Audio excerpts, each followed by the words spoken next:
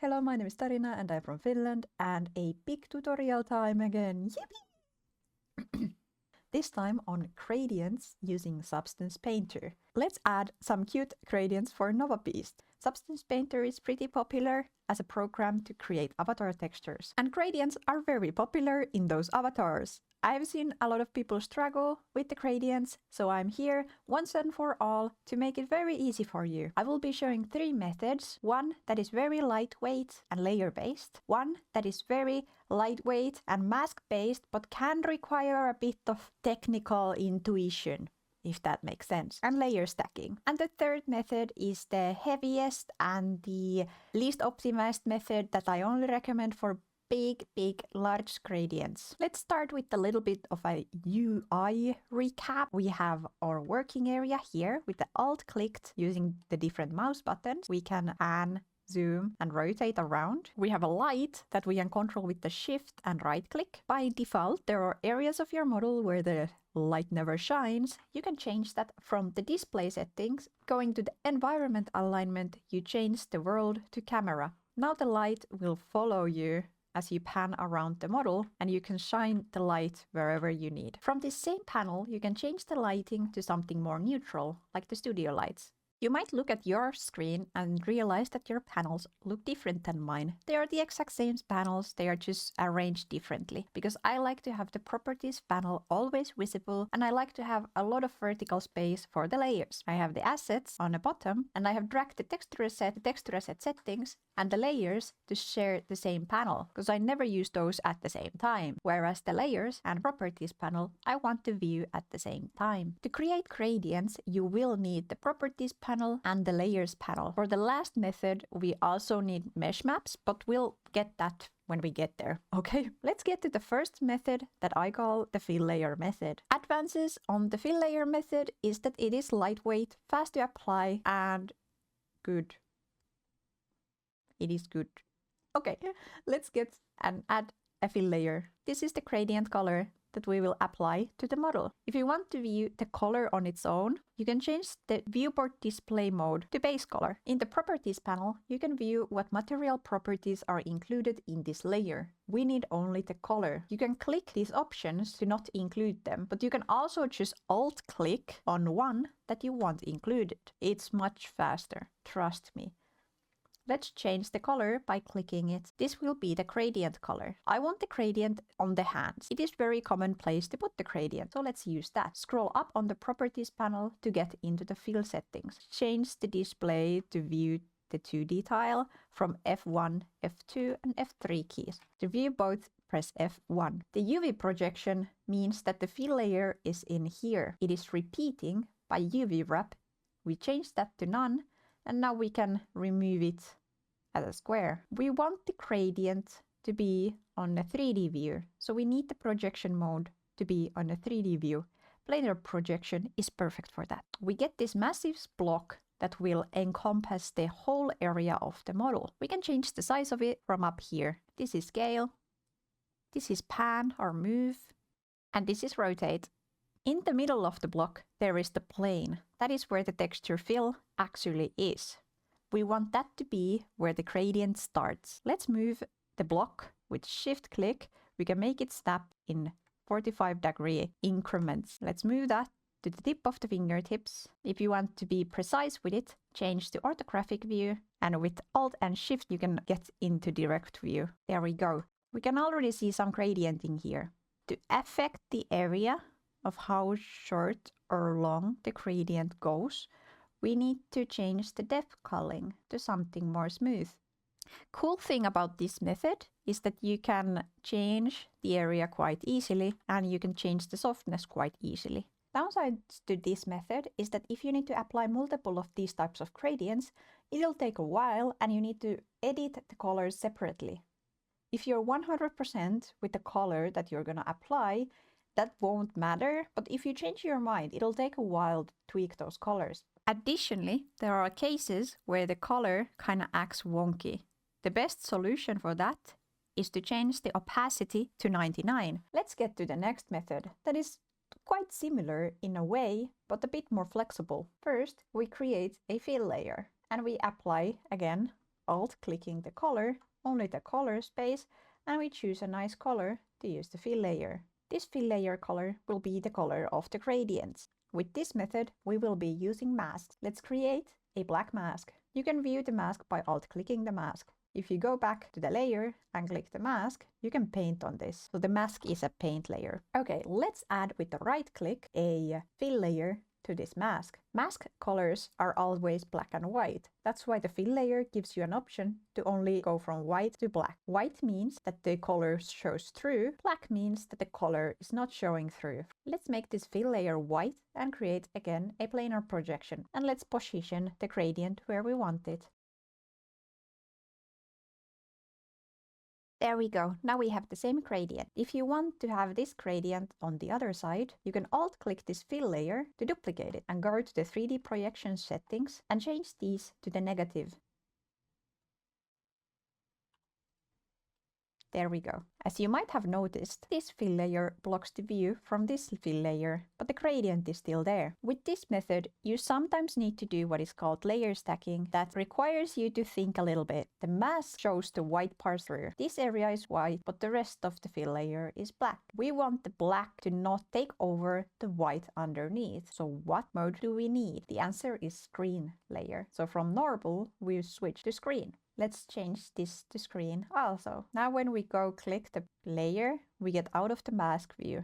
And we can see that both of the hands have the same gradient. Okay, with this method, you can also use a fill layer. Instead of one block color, you can change this to use the already existing gradient. This gradient has some options, so does this one. There are a couple of gradients that you can find by starting to write gradient on the search bar. Let's choose this gradient. It is displayed currently on the UV tile. We can change that to planar projection again. This time, the planar projection is a bit different because we have a gradient within the texture. I can show what I mean. There's a repeating texture shape that is a gradient. This is the gradient which information we can change from here. With this method, I recommend having the hardness of the depth culling to full. And the area where the gradient is this whole block. Now the direction of the gradient does not start from the middle, but it is along the middle. If you don't want the text to repeat, like in this case, you can see how it repeats vertically, change the UV wrap from repeat to none. You can also choose to only repeat vertically or horizontally. You can position this gradient wherever you want. Now you notice that we hit the same issue, where this gradient will block the below gradient. Again, we fix that by turning this into a screen mode layer. Now we can view all the gradients together. If there are areas, let's say the nails, you don't want included in the gradient, alt-clicking the mask, you can see that those are white and part of the mask. You can add a paint layer into the mask by right-clicking it and adding a paint layer. This paint layer has only information in the areas where you paint. You can use the polygon fill tool for this method, change it to UV tile, color black, and just click through the nails. Do not be included. If you've already made a pattern on a below layer that uses a mask, or technically you can also use a paint layer if you didn't use a mask. Let's say we have this beautiful pattern here. It is beautiful. We want this to not be included in the gradient. What we can do is take the information from this mask as long as it is below the gradient. Otherwise, it doesn't really even matter because it would be displayed on top of the gradient. Add an anchor point there. Usually it is good to rename the anchor points. This is called the pattern.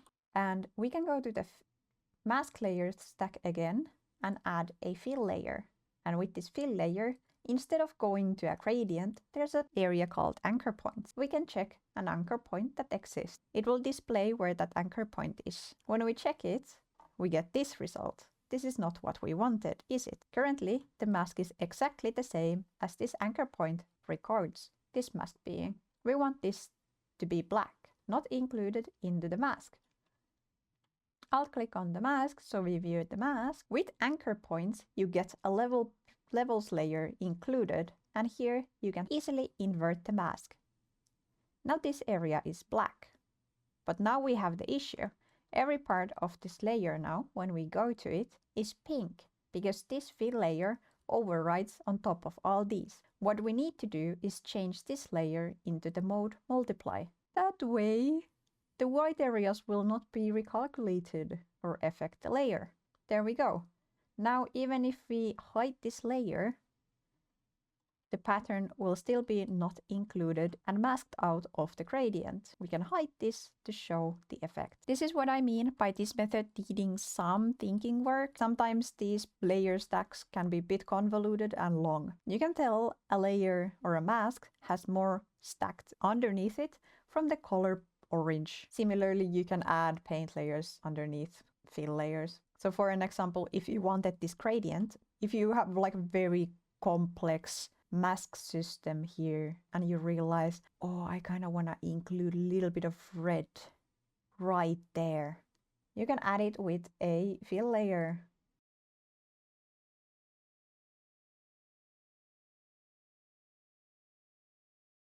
This is where we get into the issue that I listed earlier that can be fixed by changing this into 99. There we go. We can duplicate this without dragging. We can change that by just changing the X to negative. Now we have the same color red on both sides. Here we run into the issue that if we want to change these colors, we need to change them separately.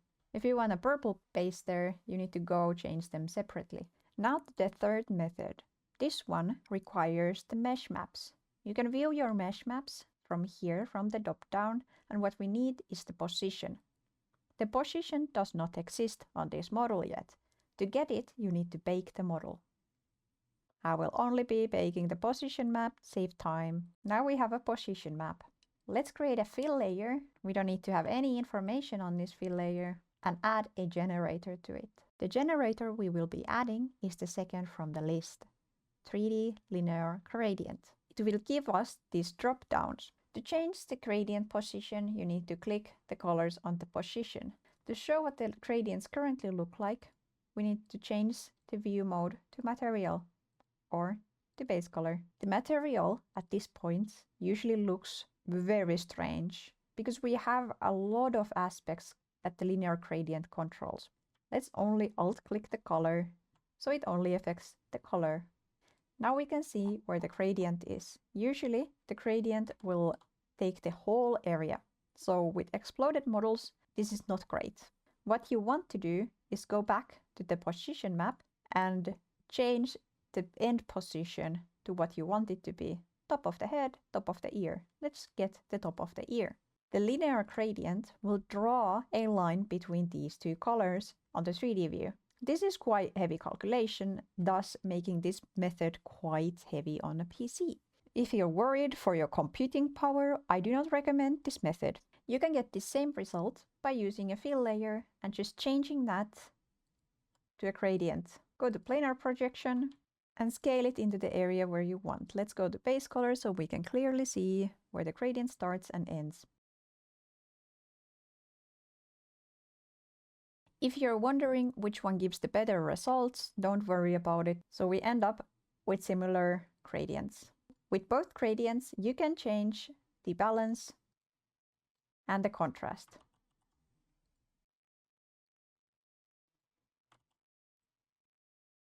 Okay, so what do we do with the massive block of a gradient like this? We can apply a filter to it. This same applies to the earlier method as long as you have a gradient that goes from white to black. So why do we want a gradient color filter? It is because Substance Painter doesn't have a color ramp. I'm very opinionated about that, but why does Substance Painter not have a color ramp? I do not understand, I do not know. But instead we have this thing. It's called the gradient filter. What it does is basically what color ramp would do, but it's just harder to control and edit. We have a quantity of colors, and the colors are located on the linear spectrum of color going from white to black. This is black, this is white end. And we don't need to have the black end to be black, like in this case. We can change that to any color. Same goes for the white. So we can create whatever gradients we want. There we go, an apple slice. We can add more colors. And here we get into the kind of annoying issue of this color filter system, that if you have a lot of colors, they are not automatically in order based on where the gradient point is located. But I don't think this is an easy thing to view when you start having more colors in here. Like, where are all the colors? Why is this not a color ramp? I do not understand. Substance Painter, please make this a color ramp. If 3D Code can do it, so can you. Anyway, this is what you can do with the gradient filter. And as said, the typical method of adding gradients to Substance Painter that Substance Painter itself wants you to use is this using the linear 3D gradient and then slapping the color gradient filter on top of it. In my experience, this is always giving stripes. You can see them, there are stripes. And the only method to fix that is to add a little bit of a blur there with a filter called blur. And we blur the colors together. These stripes are result from this filter tool. So even though if you have multiple colors in a gradient, this is the best method to do it, I always recommend adding a blur on top of this, simply because it never gives clean transitions between colors. Not too much so the UVs don't start to leak. Those are the methods to create gradients in Substance Painter. If there are any questions, feel free to join my Discord or drop them in the comment section. And I would appreciate a follow. If you want to watch more of me yapping about and doing 3D models and drawing art, come check out my Twitch streams. I also sometimes stream on YouTube. Very rarely though. And if you want to support me, I do have a Patreon now, and I'm so close to being verified in Vegan. I have a retexture commission option there.